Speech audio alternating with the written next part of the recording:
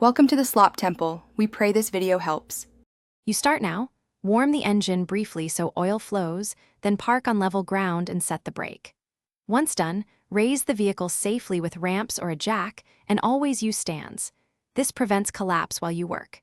Make sure a drain pan is positioned under the oil pan drain plug. Remove the oil filler cap to vent the system so oil drains cleanly. You'll save time and avoid splashing by having tools, gloves, and a clean rag within reach before you loosen the plug.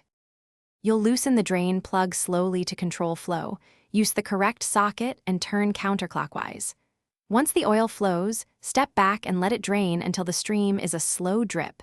This ensures most contaminants leave the pan.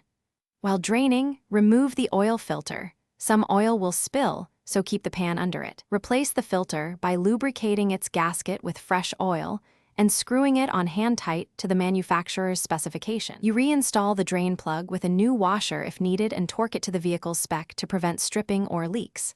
Next, add the correct oil grade and quantity using a funnel so you don't spill. Make sure to reference your owner's manual. Once filled, run the engine for a minute, check under the car for leaks, then let it sit a few minutes and verify level with the dipstick, topping to the proper mark. If you see persistent leaks, recheck plug torque and filter seating.